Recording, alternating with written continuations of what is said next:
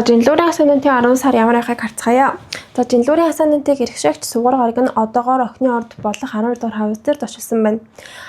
За энэ бол жоохон муу мэдээ. Учир нь 12 дугаар хавс нь өөрийн ингээд нүдээр өөрийн харж чаддгүй нууц даалд яг хасаанантын ард байдаг хавс учраас маш нууц үйл хэргүүд өрнөдөг. Эсвэл азгүй үйл хэргүүд өрнөдөг. Эсвэл ямар нэгэн даалд ухамсарт нууц дайсан гарч ирдэг тийм учиртай хаус. Энэ хугацаанд бол сайнаар харах юм бол бясалгал хийж, урлаг арт хийж, нууцаар өөрийнхөө зүйлсийг чимээгүй хийхэд тохиромжтой. Гэхдээ муугаар харах юм бол энэ үед өвдөх эсвэл ямар нэгэн хин нэг нь мэддэхгүй дайсан гарч ирээд таныг хорлох ч юм уу те. Жишээлбэл 12 дугаар хавас эрчимдсэн үед мөнгөө алдах гэтээ хин хулгаас нь мэддэггүйгээр эсвэл ямар нэгэн байдлаар аккаунтыг хактуулах ч юм уу те. Гих мэтлэнгээр ер нь 12 дугаар хавас нь танд хор хөнөөлтөө гэтээ тэрний учир нь олдохгүй хин гэдгийг нь мэдэхгүй. Тим нөхцөл байдалд орсон жинлүүрүүд аягүй их харагдсан. Энэ хугацаанд жинлүүр хасаанантай хүмүүсийн өдөр тутмын амьдралын хэв маяг хэвшлэн замбраагүй, нойр хоолн замбраагүй, рутин барихад хэцүү ч юм уу те. Эсвэл ямар нэгэн тохиолдолд эрүүл мэндийн асуудлууд тохиож, эмчилгээ хийлгэх, эсвэл эмнэлэг явах, шинжилгээ хийлгэх ч юм уу. Гэх мэтлэнгээр эрүүл мэндийн асуудлууд нь илүү ихээр эрчимжиж магадгүй. Өөр тохиолдолд хил ам үүсэх, цуурхал үүсэх гэх мэтлэнгээр тийм хинэн тараас нь мэдэгдэхгүй. Ийм нөхцөл байдлуудад өртөх эрсдэлтэй жоохон хүнд хэцүү үе жинлүүрийн хасаанантуудын хувьд өрнөж байна. За нэг ялангуяа сая 9 сарын 21-нд мөн хэртэлт, нарны хэртэлт таны 12 дугаар хавс дээр боллоо. Тэгээд 12 дугаар хавсын хэртэлтийн нөлөө нь цаашдын 6 сарын нөлөөтэй учраас энэ хугацаанд өөрийн эрүүл мэндэ ангаах эсвэл ямар нэгэн байдлаар энэ цаашдын 6 сарын хугацаанд жоохон тусгаарлагдсан байдалд байх ч юм уу те, жоохон ганцаардал мэдрэх ч юм уу, эсвэл хүмүүстэй жоохон харилцаа муутай, эсвэл хүмүүстэй харилцахад энергийн дутагдaltaй байх гэх жишээний ч юм уу. Миний өмнө дурдсан 12 дугаар хавсын сэдвүүд нь бүгд эрчимдсэн эдгээр сэдвүүдэд илүү их төвлөрсөн тийм сорилттой 6 сар болж өнгөрч магадгүй юм аа. Тэгэхээр энэ хугацаанд юу хийвэл зохистой вэ гэхээр өөрийн хийж байгаа ажлаа ч юм уу, хичээлээ ч юм уу зур даруухан уртгаа хийгээл нэг хүмүүстэй уулзахгүй ч юм уу те, баг зэргийн нуугдсан байдлаар ичээндээ орсон байдалтай байвал ер нь зохистой. Өөр тохиолдолд тийм spiritual зүйл хийх, эсвэл урлаг хийх, эсвэл ямар нэгэн бясалгал хийх гэх мэтлэнгээр цагийг одоо бясалгал гэдэг нь заавал ингээд бясалгаад суугаад нүдэнээс суу гэдэг утгаараа биш. Ямар нэгэн таны хийж чаддаг зүйл, ямар нэгэн ингээд хийхээрээ ертөнцөөс тасарчдаг зүйлс байгаа шүү дээ. Тэр нь юу ч хийж болно. Тэдгээр зүйлсээ та хийгээд өөрийгөө нуцаар хөгжүүлэхэд тохиромжтой тийм цаг үе юм аа. 10 сарын төлөвийг харцгаая. За 10 сарын 2-нд бууд гарагийн нөлөөг аван. Тэгтээ 9 сарын 29-наас 10 сарын 4-ний хооронд мэдээлэлтэй харьцах, бусадтай уулзах, ойрын аялалд гарах, наас цаашаа явах, маркетинг хийх гэх мэтлэнгээр бичиг цаасны ажил хийх, суралцах, эсвэл хөдөлгөөнтэй тийм оюуны үйл хэргүүд нь эрчимдсэн завгүй үе өрнөх боломжтой байна. За 10 сарын 4 болон 10 сарын 11-нд сугар гараг, өмнөд Англиа болон Санчир гарагтай эсрэгцэж уулзах юм байна. Тэгэхээр 1-ээс 13-ны хооронд баг зэргийн сэтгэл санааны онцгүй, жоохон dark, жоохон гутралтай мэдрэмж, меланхолик мэдрэмж авч магадгүй. Эсвэл энэ хугацаанд ямар нэгэн хүнд хэцүү сорилттой үйл хэргүүд тохиох, эсвэл таны бие өвдөд ч юм уу, эсвэл хийж буй ажил чинь ч юм уу, эсвэл таны байгаа нөхцөл байдал чинь таныг хүнд хэцүү болгох, эсвэл баг зэргийн өөрийгөө үгүйсгэсэн мэдрэмж авах ч юм уу те. Энэ үед жоохон хүнд хэцүү үе байх болно. Тэгснэ 10 сарын 8-нд Бархасад гарагийн нөлөөс хамт орж ирж байна. Тэгэхээр хүнд хэцүү асуудалтай байгаадсан Бархасад гарагийн нөлөө нь 5-аас 11-ний хооронд одоо жишээлбэл та өөрөө өвдөж байсан бол илүү сайн эмчтэй болох ч юм уу, эсвэл биеийн илэршиж арай дээрдэх ч юм уу, эсвэл ямар нэгэн асуудлыг шийдвэрлэх нэгэн гарч ирэх ч юм уу те. Эсвэл ямар нэгэн байдлаар энэ үе нь хүнд хэцүүчсэн баг зэргийн асуудлыг шийдвэрлэх нэг жоохон гэрэл гигээс харагдах үе байх бололтой. За 10 сарын 14-нд сугар гараг жинлүүрийн орд болох таны 1-р хавс руу нүүж нүүмгцээ шууд Нептун буюу 70,000 гарагтай эсрэгцэж байна. Тэгэхээр 14-наас 15-ны өдрүүдэд бол эм тан уух, эсвэл эмчилгээ хийх, эсвэл өөр тохиолдолд баг зэргийн тийм манандсан, сул бугоор ирч хүчгүй мэдрэмжүүдтэй байх боломжтой. Эсвэл өөр тохиолдолд мансуурах, манрах, эсвэл хоол хүнсээ замбрааг уйдах, арх тамхи, кофе ихээр хэрэглэх ч юм уу.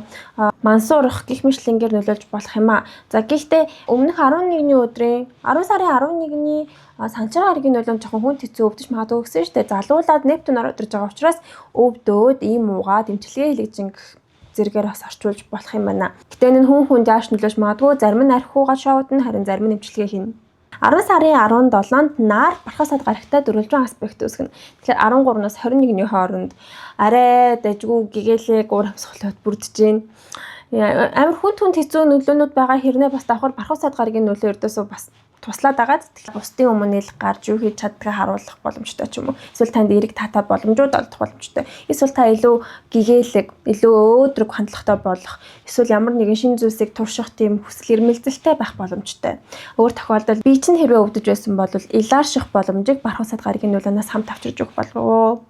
За 7 дугаар хаваас болох бүх төрлийн нэг харилцаа, хосын харилцаа, түншлэл, гих мэтлэн харилцааны үйл хэргүүдийг харцгаая.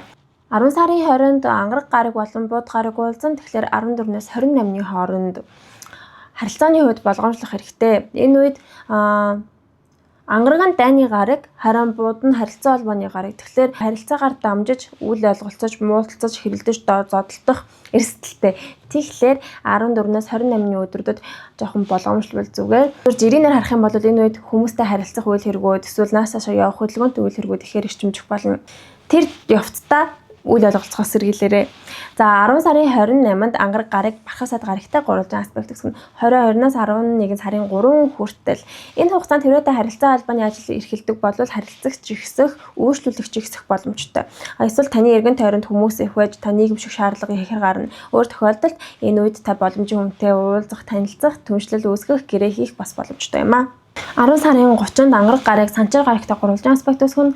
За 24-нээс 11 сарын 4-ний хооронд.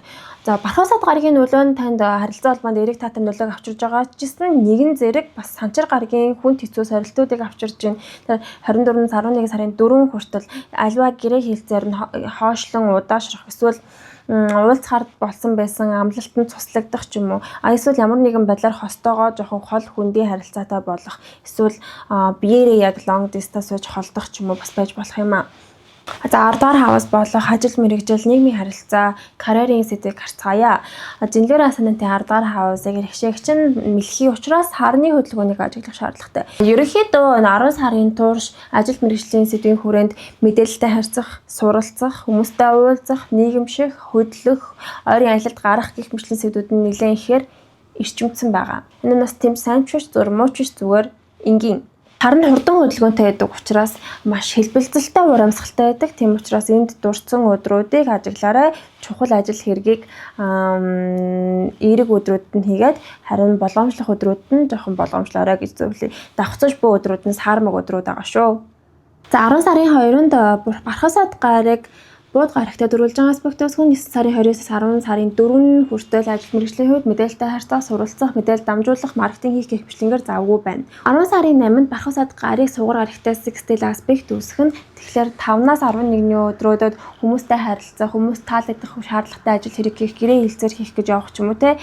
Гэх мэтлэнгээр энэ үед ажил мэргэжлийн хувьд жоохон таатай, боломжийн зөөр энгийн таатай, дипломат уур амьсгалтай байх боломжтой. 10 сарын 17-нд бархасаад гараг нарны нөлөөг авна. Тэгэхээр 14-өөс 21-ний хооронд ажил мэргэжлийн сэдвийн хүрээнд та бусдын өмнө гарч илтгэл тавих, эсвэл хийсэн ажлаа бусдад харуулах, эсвэл гадаад төрхөө бусдад харуулж таны бусдын анхаарлыг татаж спотлайт тань дээр ирэх боломжтой үе юм. Гэтэ энэ үе нь таны хийсэн ажил хэргийн сайн ч тал, муу ч тал бүгдийг гарах боломжтой учраас энэ үед дөрмийн дагуу ажилласан байхад асуудалгүй. Хэрвээ асуудалтай байх юм бол асуудалтай тал нь ил гарч шараа олно.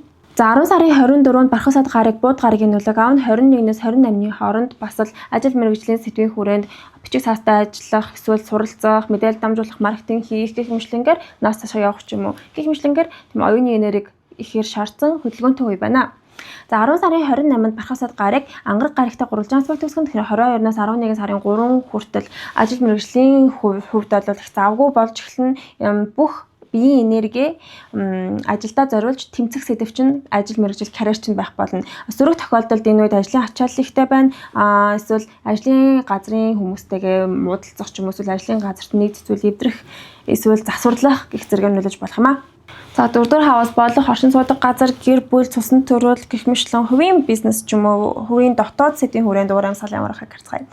За 10 сарын 11-нд Санчир гараг сугар гарагтай эсрэгцэн 8-аас 13-ны хувьд гэр бүл оршин суудаг газар дээрээ таатай уур амьсгалтай байна. Гэр бүлтэйгээ цагийг зугаатай өнгөрөөх, эсвэл гэртээ гоё эд зүйл худалдаж авах ч юм уу, эсвэл гэр бүлтэйгээ хамтдаа хоол иж идэх ч юм уу те. Эсвэл энэ нь таатай, тухтай, амралтын уур амьсгалтай байна. 8-аас 13-ны хооронд. 10 сарын 26-нд Санчир гараг бууд гарагтай гурван аспект үсгэн 23-наас 29-ны хооронд гэр бүлтэйгээ хэлэлцэх шаардлагыг гарах, ярилцах, эсвэл хамаатан садантайгаа уулзаж уцаар ярих ч юм уу. Эсвэл гэр оршин суудаг газар нь нүүд суух гэх мэтлэнгээр бас нөлөөлж болно өөр тохиолдолд. 10 сарын 30-нд Санчир гараг ангар гарагтай гурван аспект үсгэн 24-нээс 11 сарын 4 хүртэл гэр бүлийн гишүүдтэй өвөл ойлгоцож муудалцах, хэрэлдэж, зодолдож, маргалдахаас сэргийлээрэй. Энэ үед өөр тохиолдолд гэрт чинь тийм тайван чимээгүй гэхээсээ илүү засвар хийгээч юм уу, чимээтэй тийм ассан дайны уур амьсгалтай байна.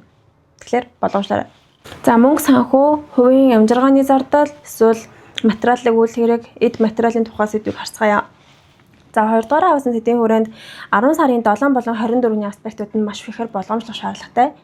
Учир нь энэ үед Плуто буюу дэлхийн ван гарагийн нөлөөнүүд орж ирж тэгэхээр 7-аас 8, 23-аас 26-ны хооронд тийм торгууль төлөх ч юм уу эсвэл зайлшгүй танаас ингээд зарлаг гарах шаардлагатай нөхцөл байдал үүсэх, санхүүгийн дарамт мэдрэх боломжтой үе юм. Өөр тохиолдолд таны хэрэглэж байгаа эд зүйлс чинь эвдрээ дахин худалдаж авах шаардлага гарах ч юм уу те. Тэгэхээр энэ 7 болон 24-ний аспектууд бол жоохон сөрөг онцгүй байна.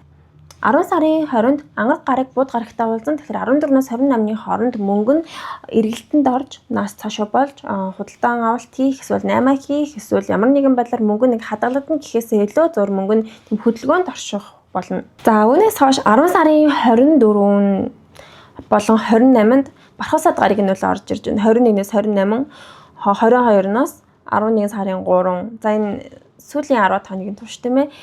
Энэ хугацаанд бол мөнгө олох боломжууд олдож байгаа, бэлгэсэл давах, тав тухтай байх боломжтой байгаа боловч давхар Санчир гарагийн нөлөөнүүд зэрэг орж ирж байна. Тэгэхээр энэ нь сайнтай бас муутай байгаа байхгүй юу? Мөнгө нь орж ирлээчсэн үүрэх шаардлагатай, эсвэл торгууль төлөх шаардлагатай, эсвэл ямар нэгэн байдлаар санхүүгийн дарамт зайлшгүй ороод мөнгө олсон ч гэсэн жоохон үүрэх шаардлагатай болоод байна. Тэгэхээр энэ үеийг бол энгийнээр ойлгох юм бол энэ үеийг ариун цагаан хөлмөрөөрөө маш ихээр хичээж, хөдөлмөрлөж мөнгө олоод тэгээд тэдгээр мөнгөө үрээд дуусгах байж болох юм тийм ээ. За ерөнхийдөө 10 сарын турш бүх сэдвүүд нь адар матай, сайнтай, муутай их тийм холимог үеуд болж өрнөж байгаа юм шиг санагдлаа. За тэгээ лайк, subscribe дараарай. 11 сарын forecast-аар иргэн уулзцгаая. Амжилт төсөй, бие бодоорой. 12 дугаар хавас дээр хэртэлт гарсан байгаа шүү. Тийм учраас ер нь эрүүл мэндэд сайн анхаараарай гэж зөвлөе да. Миний YouTube channel-ыг дэмжихийг хүсвэл энэ description хэсэг дээр миний дансны дугаараа кофений мөнгө явуулж болно, эсвэл машины мөнгө явуулж болно. Явуулахгүйсэн ч болно. За тэгээ баяр таа.